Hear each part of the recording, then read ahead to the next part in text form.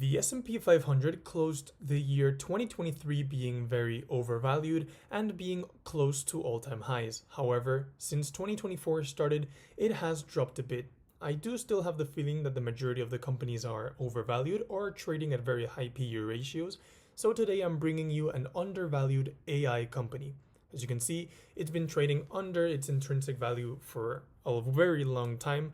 However, today we will be discussing why this could be a very good play and what the reasons are for the huge increase its stock has had over the previous 4 or 5 years. This company is profitable. I don't like to present companies which are losing money as I believe they are very risky. So I'm bringing you this play right here, which has grown its free cash flow from 15 million in 2015 all the way up to 120 million in 2022. Extreme growth. And now that they're implementing AI into their offerings, this could explode even further. Today we'll be looking at Perion Network, which is combining digital advertising with AI. So Perion Network describes itself as an innovator in the digital advertising ecosystem, which helps brands and agencies identify and reach their most valuable customers. So they operate across 3 main pillars inside digital advertising. The first one being ad search, so the different ads you get when you're searching things on Google or on YouTube. Then social media advertisements, and finally display, video, or CTV. And these are, for example, the ads that appear when you're watching an NFL game, the ads that appear after the game, during the game, and all the different sponsorships. There is an estimated addressable market of close to $600 billion in 2022, and this is estimated to grow to more than $800 billion by 2026. So very fast growth for the addressable market, which is what we like to see in our kind of plays. Their AI platform generates better performance for their customers over time, as it is based on campaign to campaign, and it learns from previous experience to optimize the budgets and the different creatives to improve the overall experience of the customers. And through innovation, they will address one of their key priorities, which is to make the revenue models more predictable and resilient. And they currently have been doing this by acquiring and merging with various different types of companies. So their financial analysis looks great. They have a high return on capital employed of 13%. We would want to see this number a bit higher, but anything above 10% is solid for a company like this. They have an interest cover of almost 500 times, meaning there is absolutely no risk of liability at the moment. And their cash conversion is amazing, sitting at 112%. Their profit margin is solid at 35%, and their operating margin is pretty good at 17%.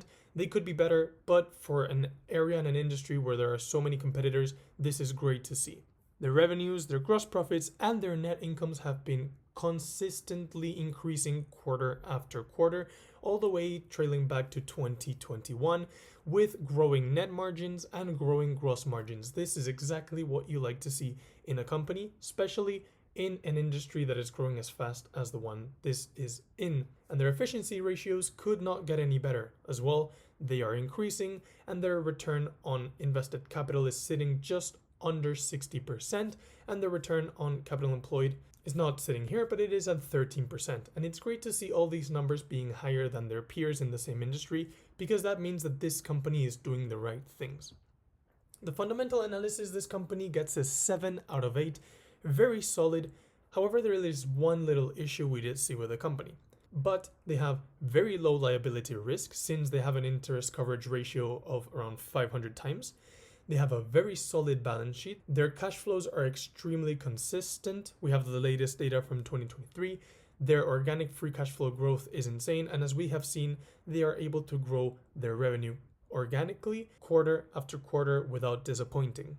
I do believe that this company has an existing moat and a competitive advantage, since it is one of the biggest companies in the industry, and with their different offerings, their amazing track record, and the profile of the clients they had last year, which included some companies such as DraftKings or even big automobile companies, they have pricing power and a big competitive advantage over other clients. So for me, this is a very good company. There is one little issue regarding their dividends and their share buybacks. They do not do dividends and they do not do share buybacks. I wanted to inform you that their share count actually increased twice, once in early 2020 and once in early 2021. I believe this is the consequence of two acquisitions they made back in the days. However, I have not seen them trying to do some buybacks for their shares, so their shares outstanding have actually increased over time. I do not think this is a big worry though, since their free cash flow per share has been increasing regardless of the shares increasing, meaning that their growth in free cash flow is outpacing their growth in shares, which is what you like to see as an investor. However, for this to be a solid 8 out of 8, I would need to see the company introduce a share buyback program. Now, in the long-term analysis, they have great growth potential, especially since they're in an industry where they're following secular trends with digital media, online marketing. They are implementing AI with their offerings, and they are very involved with social media advertising. They have two avenues for growth. The first one, of course, being the improvement of their current products, which they are always going at, since as you can see, they have been implementing AI since 2022 into their offerings to improve their experience of their customers. In terms of new product development, they do say they're working on something, but they don't want to disclose it yet, so it's good to actually see them investing in this area as well. In terms of valuation, right now it's sitting at a very cheap valuation. In terms of PE ratio, it's sitting at around 13-14 PE ratio, and its free cash flow yield is extremely low, as they are yielding at 9%, whereas the long-term inflation rate is somewhere at around 3%. So they are 3 times as attractive as a long-term bond, and this is the method that Terry Smith actually follows to deem if a company is attractive or not. Then the risk and possible challenges. The main risk I outline is the competitors, since this is a very competitive landscape with low barriers to entry, so it would be very difficult to find a company with a wide moat here. If we were to point one out, I would go with the company we're analyzing today, since they have very big scale and they have a lot of repeat clients. Then in terms of regulations, I do not see any regulation changes upcoming in the near term, and performance, they have been extremely stable with their growth, so I don't see any trouble here. In terms of market, it is a cyclical industry as advertisers spend less when there is an economic downturn. However, I see no risk of an economic downturn anytime soon. So finally, please remember, I'm not a financial advisor and this is not financial advice, so please make your own due diligence before purchasing the company. But now, I believe this is a company with a moat, a strong competitive advantage. I don't think it's a moat the size of some company like Apple or Meta, but I do think that inside the industry, it's one of the companies that are leading this segment, that have a strong competitive advantage and have the ability to lead the industry. Then they have consistent cash flows, which is the thing I love most about these type of companies. They're extremely predictable, they are resilient, and they have great improving margins, which is great to see.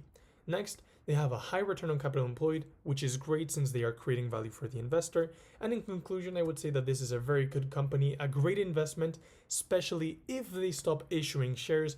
I am going to keep this company in my watch list. If they ever stop issuing shares, I will take a deeper look, maybe release a new video and offer price targets or the prices at which I would want to buy the company. So thank you for watching. As always, this has been the Cashflow Compounder. Join the free Patreon for extra content, and there is a link in bio for a free stock if you join Trade Republic or Trading 212.